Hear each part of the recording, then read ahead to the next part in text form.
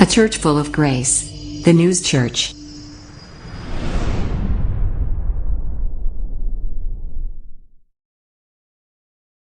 할렐루야. 살아계신 하나님의 말씀입니다.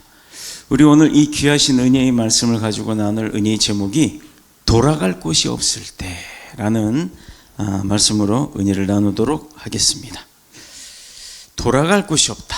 여러분, 아침에 일어나서 내가 집에 문을 딱 열고 나올 때 갈 곳이 없는 사람이 있죠. 가끔 이제 명예 은퇴하셨거나 지금 예를 들어서 직장이 없거나 하는 분들도 보면 막연히 목적지를 두지 않고 나갔을 때는 어딜 가지? 오늘은 어떻게 하지? 라는 그 무계획 때문에 조금 두려움이 있을 겁니다. 자, 그런데 그와는 반대로 나갔다가 돌아올 곳이 없다 그러면 여러분, 그러면 어떤 마음이 들까요? 내가 오늘 문을 열고 나갔는데 나가서 오늘 하루를 보내고 돌아오려고 했더니 내가 돌아올 곳이 없다.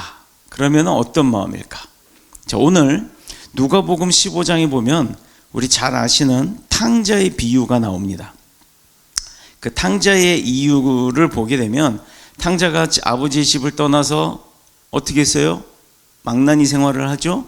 그러고 나서 마지막에 이것저것 하다도 도저히 안 되니까 사활을 걸고 내가 이제 집으로 돌아가서 용서를 구하고 살아야지, 살기 위해서 집으로 돌아옵니다. 그때 아버지는 어떻게 했어요? 맨발로 나와서 아들을 품어줬단 말이에요. 자, 그런데 예를 들어서 병들고 연약해지고 실패할 대로 실패하고 세상에 쓴맛 맛 다 보고 돌아온 그 아들이 아버지를 찾아왔는데 아버지가 예를 들어서 너는 내 자식 아니야, 나가라고 내쫓았다면 그 아이들의 인생은 어떻게 되었을까? 성경에서 그 아버지가 탕자를 받아주지 않았으면 그 아들은 어떻게 되었을까? 물론 있지도 않은 일이지만 성경에 기록된 일도 아니지만 그런 상황을 한번 생각해 봤을 때 그 아들의 인생은 아마 거기서 종지부가 나지 않았을까 하는 그런 마음도 듭니다. 자, 우리가 수백만 원씩 들여서 여행을 가죠. 세계 여행도 가고 크루즈 여행도 가고 합니다. 그럴 때 돌아갔다가 그 여행을 갔다가 돌아올 곳이 만약에 없는 상황이 된다 그러면 여행의 마지막 날쯤 돼서 그 사람의 마음은 어떨까요? 제가 예전에 어떤 영화를 봤는데 제목은 기억이 안 나요.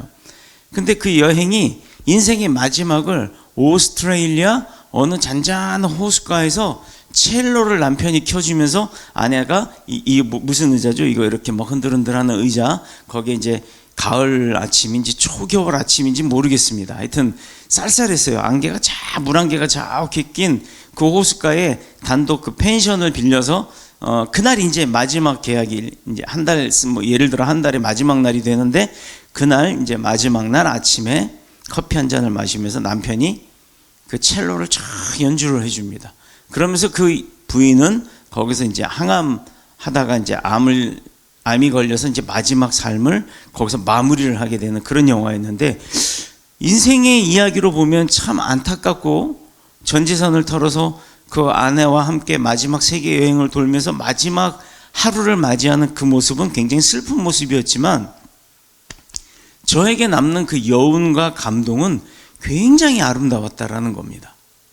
자, 그런 케이스가 아니라면 대부분의 사람은 여행의 마지막 날 이제 마음이 두려워질 겁니다. 근데 만약에 돌아올 곳이 있는 자라면 기쁘게 선물 하나를 사서 돌아와서 온 가족들과 친지들과 모여서 그때 선물 나눠줘가면서 어디 갔더니 어떤 사진 같은 거 보여주면서 영상 같은 거 보면서 얼마나 그 이야기들을 나누면서 행복할까요?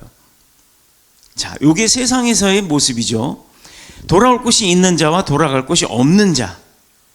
세상에서도 그런 기쁜 마음과 두려움의 마음이 양갈래로 나눠지는 그 현상이 일어나는데, 우리가 영적인 세상에서 삶을 이뤄가야 할 우리의 인생에서 우리가 나중에 사후에 죽고 난 이후에 어딘가로 가야 하는 그 목적지가 없다라면 우리의 삶은 어떨까라는 것을 생각해 보자는 겁니다. 돌아갈 곳도 없고 만날 사람도 없는 사람의 그 끝이 없는 고통과 두려움은 세상에서도 이루어지는 그 두려움과 고통보다 영의 세계에서는 더 큰 어려움이 있을 거다, 이 말인 것이죠. 누구나가 압니다. 죽으면 뭔가가 있다라는 것은 막연히 알 거예요. 하나님을 믿든 안 믿든 또 타 종교를 믿든 안 믿든 어떤 사람을 막론하고 내가 죽으면 끝이야 라고 하는 사람 진짜 1%도 안 됩니다. 되게 많은 것 같지만 사실 그렇지 않아요. 사람들이 어려움과 고난이 빠졌을 때 자기도 모르게 신을 찾는 경우들이 많거든요. 그것은 본능적으로 나보다 막강한 힘을 갖고 있는 신이 있다는 것을 모두가 알기 때문이에요. 왜? 신이 우리를 만들었기 때문입니다. 근데 그게 하나님이라는 걸 인정하지 않는 것 뿐입니다. 몰라서 또는 부정해서 아니면 내가 다른 신을 섬기기 때문에. 오늘 이스라엘 백성들의 모습이 바로 그 모습이에요. 조상 대대로 함께 하셨던 여호와 하나님께로부터 더 이상 돌아갈 길을 잃어버렸던 이 이스라엘 백성들이 그 이스라엘의 그 비참함과 고통이 무엇인지를 오늘 성경을 통해서 우리가 봐야 하는 겁니다. 무엇이 이스라엘을 그렇게 만들었는지 오늘 말씀을 통해서 깨닫는 큰 은혜가 있으시길 축복합니다. 우리가 인생을 살면서 느끼는 것이 참 많아요. 세상에는 내가 원하든 원치 않든 나에게 다가오는 어려움과 고통과 문제와 환난과 시련과 또 행복도 있지만 행복보다도 기쁨보다도 더 많은 것들이 나에게 고통과 어려움을 주는 것들이 많다라는 겁니다. 우리 한번 생각을 해보세요. 행복, 고통, 기쁨, 슬픔, 좌절 또 뭐가 있어요? 행복 다음에 또 뭐가 있어요? 행복, 기쁨 다음에 또 뭐가 있어요? 좋은 거. 한번 생각해 보세요. 단어 그렇게 많지 않더라고요. 그런데 나쁜 걸 한번 생각해 보세요. 무지하게 많습니다. 비례로 따지면 좋은 것과 나쁜 것, 왜 이렇게 나쁜 게 많을까? 사람들은요, 좋은 거는 통틀어서 행복하다, 기쁘다 이걸로 묶어버린 거예요. 그러나 그 안에서도 기쁨을 세분화하면 굉장히 많은 것이, 네가 있어서 기뻐, 맛있는 걸 먹어서 행복해 등등 여러 가지들이 있는데 그걸 통틀어 따지니까 기쁨과 행복 두 가지밖에 없더라 이 말이에요. 근데 슬픔, 괴로움, 어려움, 고통, 난관, 두려움, 질투, 시기, 비방 등등 엄청난 부정적인 것들이 많아요. 자, 그래서 세상을 살아가면서 부정적이기 이전에 긍정적인 사람으로 살아야 되는데 긍정적이기보다는 부정적인 표현을 더 많이 하고 부정적으로 살아간 사람이 많다라는 겁니다. 여기에서도 사탄의 계략이 있다라는 걸 우리가 잊지 마시기를 축복합니다. 감당하기 어려운 고통으로 무너지고 생명까지 포기하는 일들이 종종 있는데 이럴 때 우리가 누구에게 가서 답을 구해야 할까? 여러분, 세상 사람들 쫓아다녀봤자 이용만 당합니다. 세상 사람들 해결을 못 해줘요. 만약에 돈 때문에 그렇다? 은행 같은데 이런 대출 같은데 2금융, 3금융, 사나모니 이런 거 얘기해도 되나? 그런 데 가서 막 빌리고 나면 그 다음에 오는 고통이 어떨까요? 잠도 못 들 정도로 막 추심이 들어옵니다. 이럴 때 우리는 누구한테 답을 찾아야 하느냐? 똑똑한 사람은 교회로 온다는 거예요. 목사한테 답을 구하는 게 아니라 하나님한테 답을 구하는 거예요. 하나님 앞에 지혜를 구하고 능력을 구하고 해결할 문제점을 바로 볼 수 있는 그 시각을 구하는 겁니다. 우리 인생은 하나님께서 하나님의 형상을 따라서 하나님의 뜻대로 우리를 창조하신 우리는 그의 피조물이기 때문에 모든 문제의 해결은 하나님한테 구하는 거예요. 예를 들어 보세요. 오늘 본문 4절을 보면 4절 한번 볼까요? 그들의 행위가 그들로 자기 하나님에게 돌아가지 못하게 하나니 어떻게 해요? 이스라엘의 행위가 이스라엘을 이끄시는 하나님 앞에 돌아가지 못하게 했다고요. 이는 음란한 마음이 그 속에 있어서 여호와를 알지 못하는 까닭이다. 여기 음란함이라는 것 우리가 흔히 아는 것, 남자는 여자를 좋아하고 여자는 남자를 좋아하고 이거라고 생각하는데 아닙니다. 물론 그것도 맞아요. 그건 육체적인 것. 그러나 영적인 음란함이 뭔지를 우리가 깨달아야 하는 겁니다. 그것 때문에 하나님이 이끌어내고 하나님이 보호하시고 하나님이 축복하시고 하나님이 인도하고 계시는데 거기를 가지를 못하는 거예요. 교회 못 나가게 하는 것처럼. 이스라엘의 운명이 바람 앞에 등불처럼 된 거 풍전등화라고 하죠. 하나님이 이스라엘을 거부하는 것이 아니라 이스라엘 자신이 하나님을 거부하고 싫어했다라는 거예요. 이스라엘 마음속에 뭐가 있었기 때문에? 음란한 마음이 그 속에 있었기 때문이요. 음란한 마음을 품고 있었기 때문에 하나님을 알 수도 없고 하나님 앞으로 돌아갈 수도 없었다. 그러면 이 음란함이라고 표현된 이 성경의 이 음란은 무엇이냐? 우리 그거 궁금하죠. 호세아 4장 12절의 말씀이 있습니다. 제가 읽을게요. 이는 그들이 음란한 마음에 미혹되어 하나님을 버리고 음행하였음이라. 음란은 뭐고 음행은 뭐냐? 음란은 생각이고요. 음행은 행동이에요. 이 음란한 마음을 원어로 보면 음란한 영이라고 표현이 되어 있습니다. 생각이라고요. 그 생각이 나의 마음을 움직이고 나의 마음이 내 몸을 움직여서 음행을 저지르게 하는 거예요. 생각과 마음을 다스릴 수 있는 사람이 성공합니다. 나 피곤해. 아이고, 1시간만 자고 하다가 4시간, 5시간. 다음날 아침 눈 떡 뜨게 되는 거예요. 그런데 그 1시간을 이거 해놓고 마무리 짓고 내가 깔끔히 정리해놓고 자자, 쉬자. 이렇게 하는 사람은요, 항상 깨끗해요. 그 잠시 후로 미루는 그 생각과 마음이 내 행동을 게으르게 만드는 겁니다. 자, 그런데 이 음란한 영이란 사람의 외부에서 들어와서 지배하는 그런 종류가 아니라 인간 내부에 깊숙이 잠재되어 있는 본능인데 그 본능을 통제할 수 있는 마음이 없었기 때문인 거예요. 그 힘과 능력이 없었기 때문이라는 겁니다. 바람 피는 사람은 계속 바람 펴요. 왜? 못 고치거든요. 그 맛을 아니까.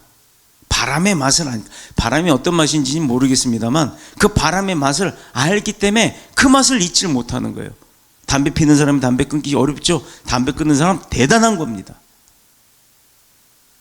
저는 마약을 안 해봐서 모르지만 마약쟁이들은 많이 봤거든요.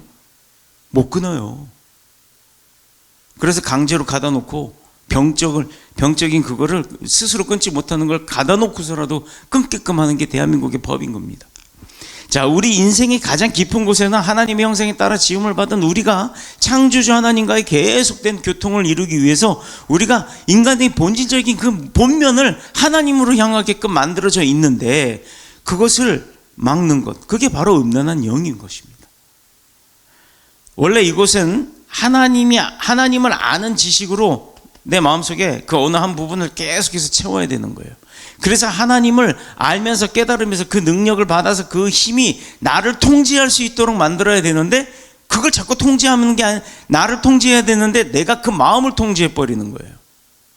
도리어 하나님을 미워하는 우상숭배, 하나님께서 정말 싫어하시잖아요. 그 우상숭배를 통해 내 마음속에 그 우상숭배의 마음을 갖다 집어넣기 시작하는 것, 그게 음란한 영입니다.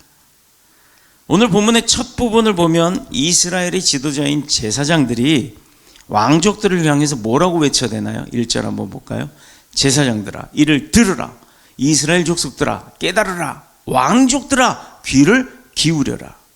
너희에게 심판이 있대요. 심판. 왕을 누가 심판할까요? 대한민국의 대통령은 헌법재판소가 심판을 하더라고요. 힘 좋은 야당, 여당 뭐 그런 국회의원들이 심판을 하더라고요. 법만 들어가면서. 너희가 미스바에 대하여 올무가 되며 답을 외친 그물이 됨이라. 자, 그들이 이스라엘에게 사냥꾼의 올무나 그물처럼 되었기 때문에 하나님이 그들을, 제사장, 이스라엘 족속, 왕족들을 심판한다는 것입니다. 이방신을 섬기는 제사는 어느 곳에서 어떤 신을 숭배하든지 팔레스틴 지역에서 굉장히 성행했던, 그런데 그 성행했던 이방신의 그 행위들을 보면, 그 예 제사들의 행위를 보면 음란 행위를 동반하는 게 되게 많았어요. 그래서 우리 고대 로마 제국의 뭐 어떤 무슨 영화 같은 거 보면 여자들은 거의 반나체를 만들어 놓고 막 그렇게 안 누워가지고 앉아서 뭐 먹는 것도 아니에요. 완전히 누워가지고 이러고서 먹죠. 이스라엘 저 성지 순례가 보면 요르단 같은 데 가보면요, 베두인들 마을 가보면요, 베두인들 마을에 그 음식 먹는 쇼파들이 있어요. 근데 쇼파가 우리가 아는 그런 앉아서 등을 기대는 그런 쇼파가 아니라 눕는 쇼파예요. 등이 거의 없어요. 그렇게 누워서 먹는 그런 문화들이 다 거기서부터 흘러나온 겁니다. 신전의 창기들과 제사 지내는 사람들이 육체적인 관계를 맺음으로 인해서 자신들이 섬기는 신을 흥분시킨다라는 게 그들의 사상이고 예배 방식이었어요. 이게 말이 됩니까? 그래서 하늘에서 비가 내리고 땅이 윤택해지고 풍년을 이루게 된다 이거예요. 그래서 뭐 힌두교들 보면 다신상도 있고 뭐 뭐 시바 뭐 어쩌고 막 하는 그런 다신상도 있고 막 그렇잖아요. 자, 그들은 율법의 말씀에 따라 하나님을 섬기는 제사보다도 이러한 이방신들의 음행을 따르면서 더 많은 매력을 느끼고 있었다라는 겁니다. 이스라엘 백성이. 와, 제사장들이, 왕족이니 또 얼마나 이쁜 여자들 막 데려다가 놀기 쉽겠어요. 자, 그 결과는 영적으로 하나님의 배신과 행음을 일삼게 되었다. 육신적으로는 합법적으로 간음을 행하는 거였고, 예배 가운데 행위가 그거라니까, 이방신들의. 그러니 간음을 해도 그거는 합법이잖아요. 그러니 얼마나 좋겠어, 남자고 여자고 간에. 그걸 하나님이 좋아하셨겠냐 이 말입니다. 하나님이 형상대로 지음받은 우리 백성들이. 사람이 여기에 빠지면요, 제일 먼저 진리에 대한 판단 흐려집니다. 향락 가운데 빠지고 퇴폐 가운데 빠지고. 그래서 인생이 나아가야 할 길을 잃게 되는 거예요. 놀고 즐기고 쾌락을, 향음을 막 그런 데만 치중하다 보면 언제 돈 벌고 언제 일하고 언제 내가 할 일을 다 마치고 예배드리고 하겠어요. 결과는 뭐냐? 진리와 생명에서 떠나 방황과 고통에서 그걸 생활을 반복하다가 결국은 깊은 쾌락을 더 깊은 쾌락을 요구하고 찾다 보니 점점 더 악하고 더러운 행위에 빠져들 수밖에 없는 거예요. 그럼 마지막엔 마약 같은 거에 의존하기도 하는 겁니다. 심리학에서 프로젝티브 아이덴티피케이션. 자, 이거는 투사적 동일시라고 하는 거예요. 투사, 이렇게 상대에게 비춰지고 그러면 비춰짐으로 인해서 동일시 된다는 투사적 동일시라고 표현을 하는데, 이게 뭐냐면요, 이쪽 사람이 저쪽 사람한테 어떤 감정을 드러낼 때 그 감정이 그 사람한테 전달되어져서 그 사람도 똑같이 그 감정이 되는 거. 내가 너를 막 승질내고 막 싸우고 하다 보면 소리 지르면 이 사람도 막 소리 지르고 싸우잖아요. 그러다 보면 똑같이 되는 거. 그거를 투사적 동일시라고 이야기를 하는 겁니다, 심리학에서. 어떤 여자가 어느 남성에게 음란함을 갖고 막 그 유혹을 한다 그러잖아요. 그런데 그 여자가 음란함을 갖고 유혹을 할 때 그 남자가 거기에 반응을 하기 시작하고 그러다 보면 똑같이 음란해져 갖고 결국은 짝짝꿍이 된다는 거예요. 이런 게 바로 투사적 동일시라고 하는 겁니다. 우리 또 간단한 예이 있어요. 서로 좋아하는 사람끼리 만나서 밥 먹고 이야기하다 보면 남자가 예를 들어 턱을 개고 이야기한다면 여자도 어느 순간 똑같이 따라해요. 팔짱을 끼고 있으면 똑같이 팔짱을 끼고. 한번 시험해 보세요. 그런 거 있어요. 그런 거 똑같이 안 따라하면 그거 안 좋아하는 거야. 그럼 만나지 마, 그런 사람은. 사회적으로 아무리 훌륭한 인격을 가진 사람이라 할지라도 상대방의 그 잘못된 의도를 내가 받아들인다면 나 역시 잘못된 사람이 되는 거예요. 이렇게 사회에서 되게 만연해 있습니다. 우리가 그걸 못 느껴서 그렇지. 유혹에 넘어간 상대 남자를 생각하기를 나하고 똑같은 인간이라고 그 여자는 결국엔 무시하는 거예요. 그 사람이 아무리 교수고 박사고 그래도 결국은 너도 나도 똑같은 사람이야. 그래서 그 남자가 내내 지처럼 바람 피고 유혹하고 다니는 줄 알고 막 경계를 하는 거예요. 이건요, 분노도 마찬가지예요. 부모가 자녀에게 화를 냅니다. 처음엔 자녀는 그걸 무서워하죠. 그런데 계속되는 반복적이면 나중에 자녀도 똑같이 반복적으로 부모한테 화를 냅니다. 나하고 똑같다라고 투사적 동일시가 되는 거예요. 아빠도 엄마도 나하고 똑같아. 결국은 똑같은 인간이야. 이러고 부모를 무시하는 성향이 일어나게 된다는 거예요. 선지자 호세아 시대의 이스라엘은 지도자는 물론이고 또 이스라엘 전체가 영적으로나 육적으로나 똑같은 수준에서 살고 있었다는 게 오늘 1절의 내용입니다.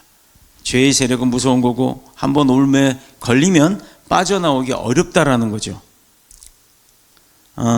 이스라엘의 지도자들이 하나님을 버리고 우상에 빠지고 나니까 이제 그들이 죽은 우상과 같이 되었다라는 거예요. 투사적 동일시. 죽은 우상들을 갖다가 섬기잖아요.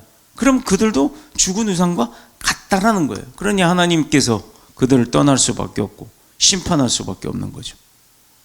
하나님께서 만든 목적이 뭡니까? 그 목적에 위배되는 일을 하는 거잖아요. 자, 이런 사람들이 이스라엘의 지도자가 돼서 국가를 통치하니까 어떻게 그 나라가 성할 수 있겠어요? 망할 수밖에 없죠. 우리 대한민국을 위해서 많이 기도해야 합니다.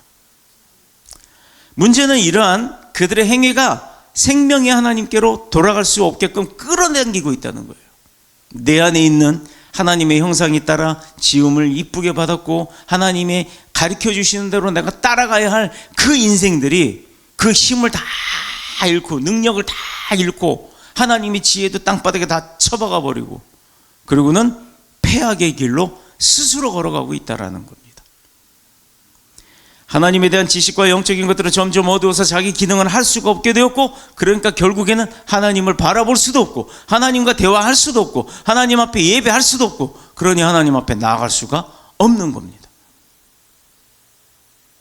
코로나 이후에 교회 생활을 자기 멋대로 하는 사람들 똑똑히 깨어나야 돼요. 이거 하나님이 왜 교회를 지었고 왜 교회로 나와서 예배하고 공동체 안에서 함께 기도하고 둘, 셋 이상이 모인 곳에 내가 너희와 함께 하고 있다, 함께 하겠다라는 것은 영적 지도자와 함께 할 때 하는 거예요. 자기 스스로 막 집에서 이게 아니고 똑바로 성경을 알아야 하는 겁니다.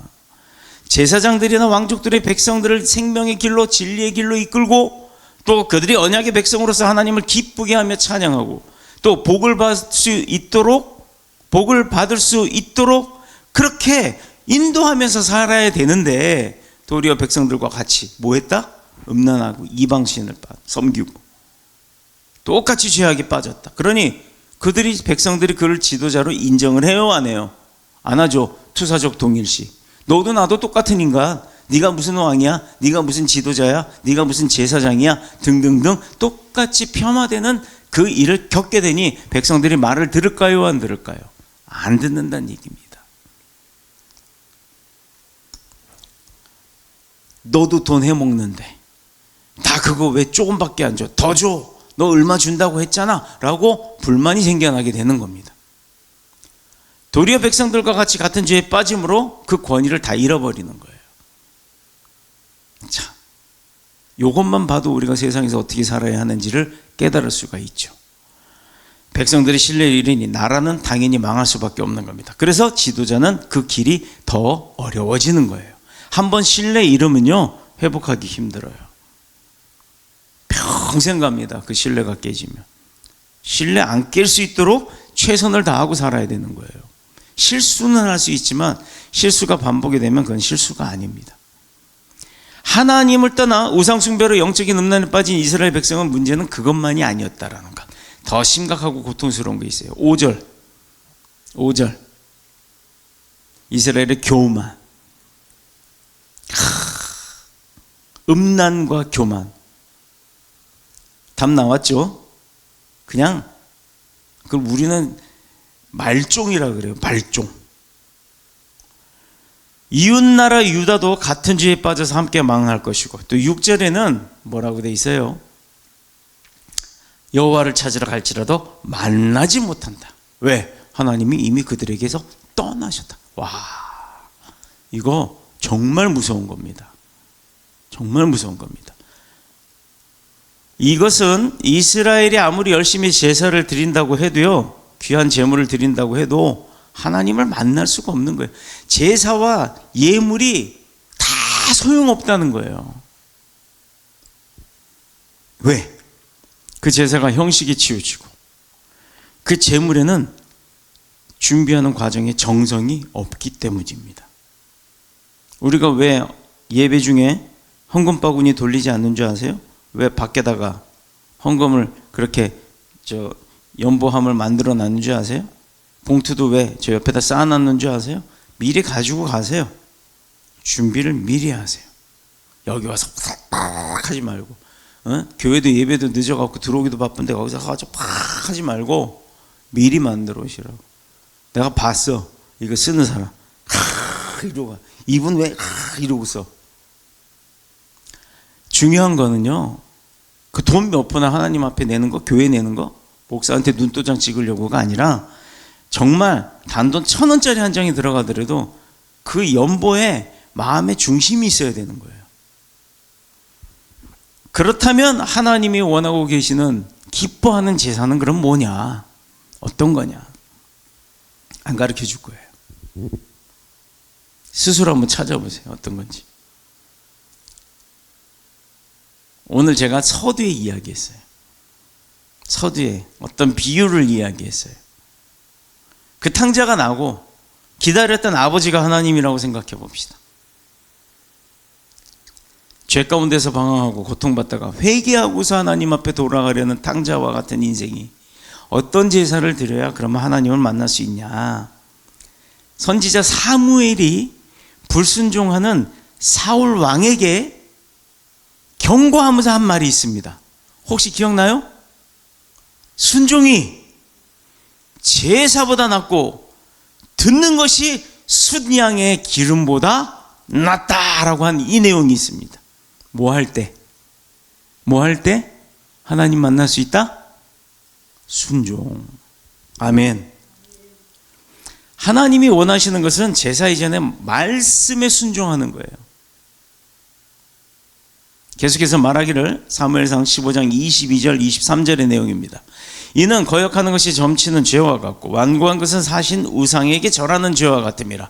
왕이 여호와의 말씀을 버렸으므로 여호와께서도 왕을 버려 왕이 되지 못하게 하셨나이다.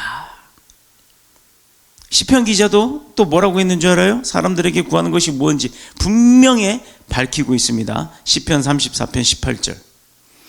여호와의 마음이 상한 자를 가까이 하시고 충심으로 통회하는 자를 구원하시니라. 충심으로, 진심을 다해서. 성심이 아니라 충심입니다. 성심은 내가 뒤집어질 수도 있어요. 충심은 뒤집어지지 않는 겁니다.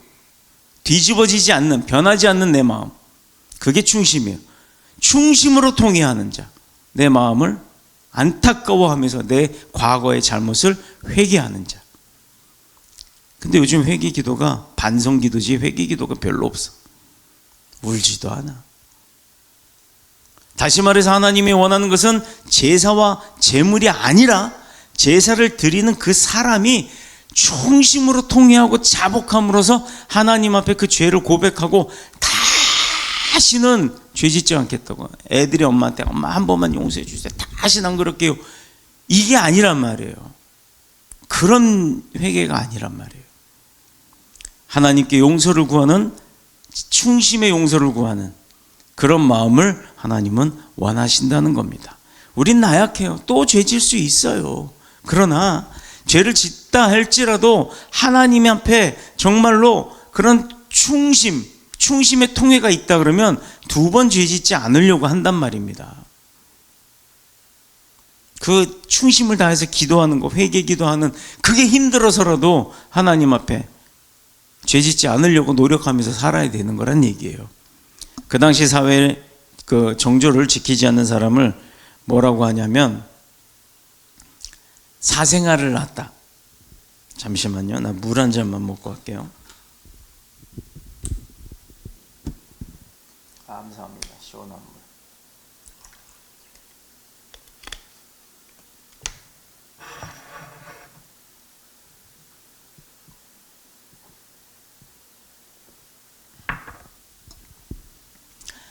그 7절에 말씀하시기를 7절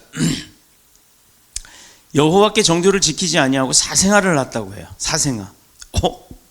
사생아? 우리 보통 사생아라는 건 부모가 없는 아이를 낳은 거, 아버지가 죽든가 했을 때 사생아라 그러잖아요. 당시 사회적으로 정조를 지키지 않는 사람은 어떻게 했냐면, 그 있잖아요, 유명한 여인 있죠. 줄 쭉 걷고 예수님이 죄 없는 사람은 돌 던져라 했을 때 그 돌 던지는 거. 정조를 지키지 않는 사람들은 그냥 돌팔매질로 땅에 상반신을 묻어요. 아니, 하반신을 묻어요. 도망도 못 가게 상반신을 땅에 이렇게 묻어서 내놓고 거기다 대고 막 돌을 집어 던지는 거예요. 보는 사람들이, 마을 사람들이. 그게 이렇게 던지는 것도 아니야. 그냥 남자들이 있는 힘껏 던져가지고. 이스라엘 가보시면요, 그리고 또 유대 이 지역에 가보면 그때 당시 이 돌들이 단단하지는 않아요. 단단한 돌은 아닙니다.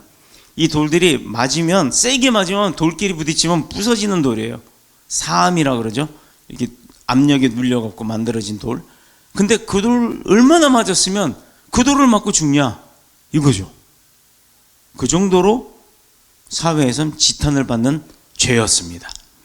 돌에 맞아 죽는 그 형벌을 받았는데 배신과 거짓과 그 순결성을 상실한 대가라고 그들은 생각을 했던 거예요.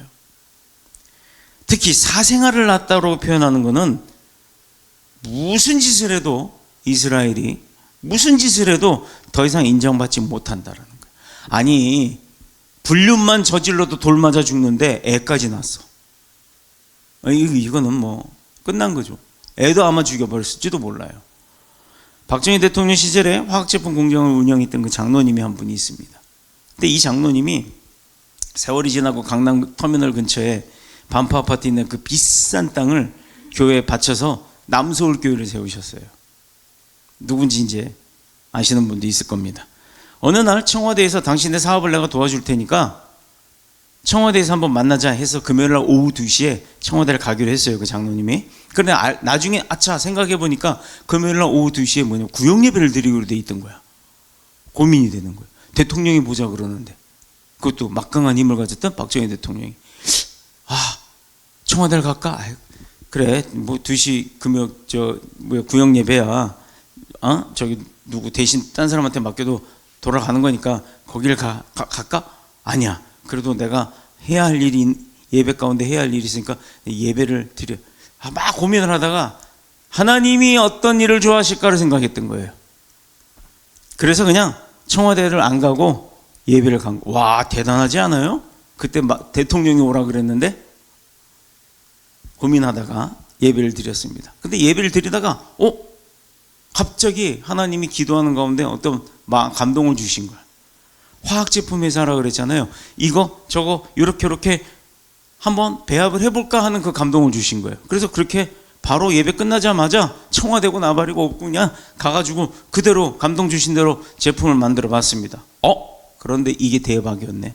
대박 상품이 돼서 상품이 아주 날개 돋친 듯 팔려나가기 시작했던 거예요. 자, 이거 보세요.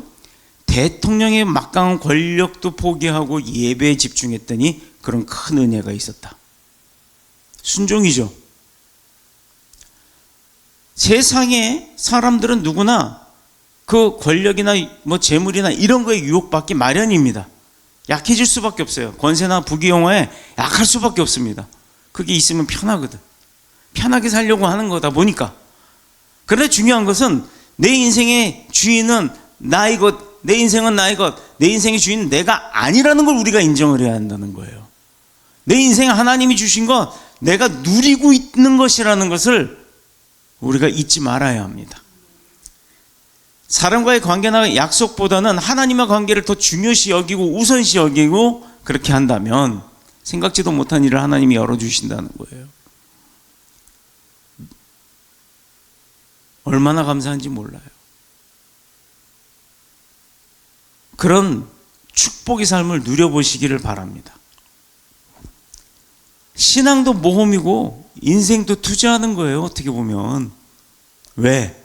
생각지도 못한 일을 하나님이 복으로 주시는 거예요. 그래서 신앙도 모험적인 마음으로 하는 거예요. 그냥 무조건 가는 게 아니라 하나님을 믿고 가는 겁니다. 인생에 하나님을 아는 지식이 없으면 교만할 수밖에 없다니까요. 이렇게 성공을 한 장로님이 만약에 그게 하나님의 도우심이 아니었다고 인정하고 자기가 우연치 않게 개발한 거다 이랬으면 얼마나 교만할까요? 돈 많아지 않는 장로인데. 그러나 어떻게 했다? 그 비싼 땅을 하나님의 성전을 건축하는데 헌물했다는 거예요. 그렇게 돈 벌어서. 잘 될 것 같은 인생도요, 하나님 아는 지식이 없이 교만해지면요, 어느 순간에 길이 막힐 수밖에 없습니다. 길 막혀서 돌아보면 주변에 나 도와줄 사람 아무도 없다는 거예요. 그런 거 많이 보죠. 돈 있을 때와 없을 때 그 차이점. 소돔과 고모라 성이 멸망이 그랬고 노아 시대의 홍수로 전멸할 때도 사람들이 그것이 무엇인지 깨닫지 못하는 그것도 깨닫지 못했던 탓입니다. 그래서 5장 12절에 보면 하나님을 떠난 인생이 저주받는 그 마치 좀에게 먹히는 것 같이 상처가 썩는다고 했어요. 4장 1절입니다. 본문은 아니에요. 이스라엘이 망하는 이유가 이 땅에는 진실도 없고 인애도 없고 하나님을 아는 지식도 없다. 성경도 안 봐. 성경을 소설책처럼 봐. 성경을 봐도 내용이 뭔지 몰라. 그래서 예배 나오는 거예요. 그래서 교회 다니는 겁니다. 4장 5절에 그래서 선지자를 포함하여 모든 사람이 밤이나 낮이나 다 넘어지고 6절에 보니까 내 백성이 지식이 없으므로 망한다. 어떤 지식? 하나님의 지식. 그러므로 우리가 할 일은 여호와를 힘써 아는데 최선을 다해야 한다는 겁니다. 이게 답이에요. 하나님을 아는데 노력하는 자는 성공한다. 왜냐하면 하나님의 말씀에 깊이 들어가면 우리가 혹시 범죄하고 불순종하더라도 성령님의 말씀을 통해서 깨닫게 하심으로 하나님께 돌아갈 수 있는 길을 즉시 찾을 수 있기 때문인 것이에요. 그러나 이스라엘은 선지자들도 제사장들도 백성들을 가르치고 책망하는 것을 포기하고 함께 우상 숭배에 빠져 있었기 때문에 기원전 722년에 아수르에 의해서 멸망합니다. 유다도 기원전 586년에 어디에 의해서? 바벨론에 의해서 쫄딱 망하죠. 이스라엘과 유다 어떤 관계예요? 이웃나라 아닙니까? 위아래. 예수님도 말씀하시기를 요한복음 8장 32절에 뭐라 했냐? 진리를 알지니 진리가 너희를 자유케 하리라. 할렐루야. 이 진리란 하나님을 아는 지식을 얘기하는 거예요. 내가 곧 진리요 길이니. 여러분, 우리가 살고 있는 이 세상은요, 온갖 거짓과 속임수가 난무하는 곳입니다. 근데 하나님에 대한 불순종이 그것들로 인해서 가득 찰 수밖에 없다니까요. 거기에 자꾸 접하다 보니까 현혹이 되는 거예요. 그 현혹되지 않도록 귀를 막고 눈을 제대로 뜨고서 바라볼 수 있는 우리 말들 이거 있잖아요. 이걸 뭐라 그런지 몰라. 하여튼 저 경주마 보면 옆에 이렇게 까만 판이 있어요. 양쪽에. 그럼 이걸 보면 그러면 얘 눈을 옆으로 돌리질 않고 앞만 보고 가라 이거예요. 제가 그 학원차를 운전을 하잖아요. 유리가 얼마나 큰지 또 썬팅도 못하게 법으로 돼 있어갖고 이 커튼을 달아놨어요. 근데 커튼이 다 안 닫히고 반만 닫힙니다. 운전석은 이제 사이드 밀러를 봐야 되니까. 그런데 재밌는 거는 요거 반을 가리면 햇빛이 가려지니까 굉장히 시원해집니다. 팔도 안 타고 좋아요. 그런데 어떻게 돼요? 말이 이거 한 것처럼 옆이 잘 안 보여. 고개를 돌려도 이만큼 반은 보이질 않아. 그럼 운전에 방해가 되는 경우가 있어요. 그래서 주로 반을 쳤다가도 해가 이렇게 차가 움직이다 보면 해가 돌아가잖아요. 그럼 바로 걷어요. 자, 이건 안전을 위해서잖아요. 그런데 우리가 하나님을 향해서 바라보고 가야 될 때는 진짜 주변의 것이 까딱까딱까딱 뭐 훌떡 보던 여자가 쳐다보고 있으면 이렇게 보게 될 거 아니에요. 그거 안 보려고 가려놓는 거예요. 그게 집중이고 하나님 앞에 순종하는 겁니다. 왜? 영적인 이거 뭐라 그런지 모르겠어요. 하여튼 가림막, 커튼, 하여튼 우린 그렇게 표현하자고요. 그걸 치고 살아야 되는 거예요. 하나님만 바라봐. 남편은 아내만 바라봐. 아내는 남편만 바라봐. 얼마나 좋습니까? 아무 문제 안 일어나잖아요. 헐레벌떡 남편이 아내는 제껴두고 엉뚱한 여자들만 쳐다본다면 이거 문제 생기는 거 아닙니까? 평등과 자유를 부르짖는 사람들에 의해서 도리어 평등과 불평등과 거짓과 속박 그리고 분쟁들이 늘어난다는 거 우리가 지금 보고 있잖아요. 우리가 그 시대에 살고 있고요. 우리나라가 지금 그렇게 돼가고 있지 않습니까? 종교의 탈을 쓰고 평화를 외치는 사람들의 테러와 공포 전 세계로 확장되고 있어요.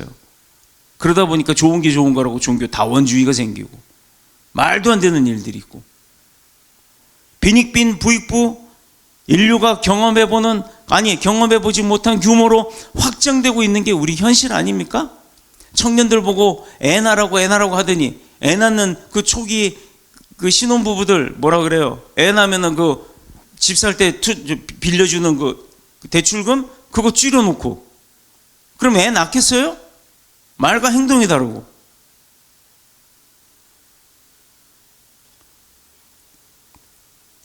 하나님을 아는 지식보다 잘못된 세상의 수단과 방법들이 마치 진리처럼 구는 거예요. 많은 사람들이 그렇다 하니까 그게 진리인 줄 아는 거예요.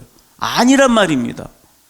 우리가 똑똑히 정신 차리고 눈을 뜨고 하나님의 지혜 없이는 하나님의 말씀의 지식 없이는 살 수 없는 이유가 바로 그거예요. 당하고 사는 겁니다. 당하면서도 심지어 당하는 줄도 모르고 해볼래 하는 사람들은 뭐야 대체? 그런 사람들도 많아요. 하나님을 알지 못하면 길은 하나뿐이에요. 연약한 인생이기 때문에 우리는 연약할 수밖에 없기 때문에 누군가의 도움을 받고자 하는 그 마음에 우상 숭배, 조금 좋게 해주겠다 하면 거기 훌떡 쫓아가 버리는 거예요. 온갖 거짓에 속아서 인생을 탕진하고 고통받다가 결국 그 결과는 어디에 이르러요? 멸망, 사망 가운데 이르는 겁니다. 그러므로 오늘 우리가 할 일은 6장 3절에 기록된 대로 여호와를 힘써 아는 데 집중하는 겁니다. 아멘. 여호와를 아는 지식이 우리 인생의 힘이요, 능력이요, 죄 가운데 있는 인생이 회개하고 하나님 앞으로 돌아올 수 있는 유일한 힘이 되는 줄로 믿습니다. 그때 여호와 하나님은 돌아온 탕자처럼 인생을 새롭게 하시며 영원토록 우리를 복된 길로 인도해 주실 줄로 믿습니다. 진정 하나님의 품에 안겨 탕자의 삶을 지워버리는 저와 여러분 모두가 되셔서 기쁨으로 충만, 은혜로 충만, 행복으로 충만, 아멘 해요. 기쁨으로 충만, 행복으로 충만, 은혜로 충만, 하나님과 함께 동행하는 삶으로 즐거움이 넘쳐나는 저와 여러분이 모두 되시기를 그리스도 예수님의 이름으로 축원드립니다. 아멘. 기도하겠습니다.